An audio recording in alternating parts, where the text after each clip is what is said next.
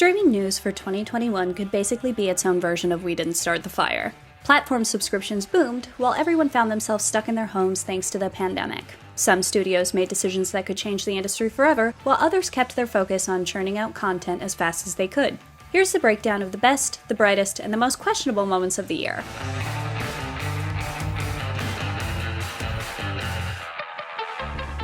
Hey, you. Put on some muscle? I did? No. The date is December 2020. Bear with us, this is relevant. Subscribers are stagnant, and the pandemic rages on.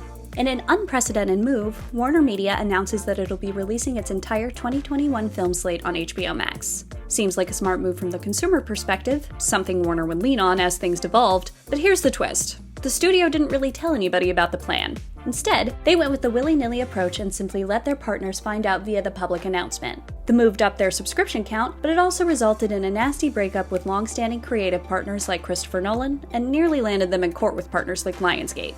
Apple TV Plus continued to be the best streaming service no one's using, with the highest quality-to-quantity percentage out of all the major streamers, while Prime Video created its answers to Netflix Geeked with Fanology PV. That's Fanology Prime Video.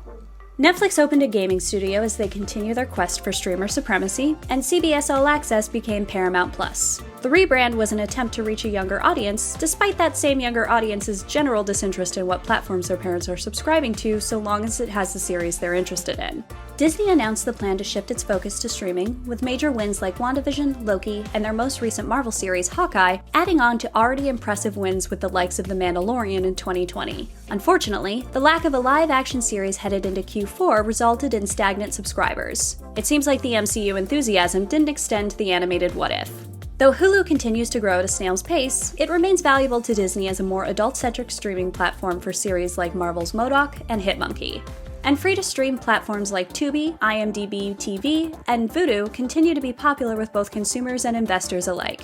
Viewers love that they get free content, and the platform owners get the benefit of unskippable ad revenue. Through the day-and-date release drama, legal woes, and a boom in subscribers as folks remain quarantined due to the pandemic, it was a pretty solid year for streamers. But, of course, there were the good, the bad, and the undervalued in the year in streaming. Who is this?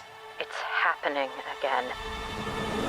Squid Game reigned supreme this year. The series seemingly came out of nowhere, holding fan attention for much longer than the typical weekend news cycle on Netflix releases. As they're able to produce the most content, Netflix saw the most wins in 2021. Huge events like the Fear Street saga helped the streaming giant stay on top, but they weren't the only ones to go big this year.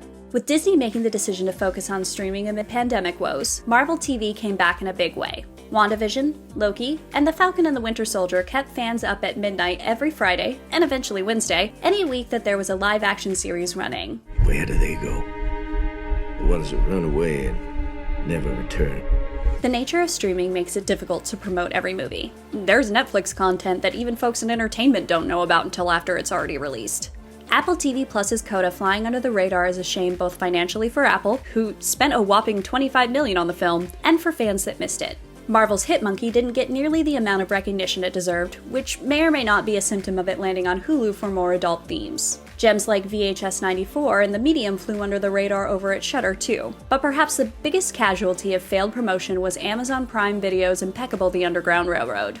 I have a prepaid call from Jill Exotic. Creating is hard. Sometimes you get something stunning like The Mitchells vs. the Machines. Other times you get The Whigs in Jupiter's Legacy, a war film that reduces the incomparable Betty Gilpin to a stay-at-home wife, and a Halloween sequel that has no interest in its own themes. Perhaps the most exciting symptom of the rise in streaming platforms is their ability to save the things we love after traditional networks have given up on them. Whether they're rescued or resurrected via reboot, offerings like Zoe's Extraordinary Christmas Special and the live-action revival of Cowboy Bebop kept our hearts happy in a dull year. We're all just going to ignore the fact that Cowboy Bebop is already canceled, and just think about the fact that Lucifer had such a success on Netflix. So that's the Year in Streaming 2021 edition. But what did you think of the last 12 months of binging? Let's discuss in the comments, and be sure to like and subscribe to IGN on your platform of choice.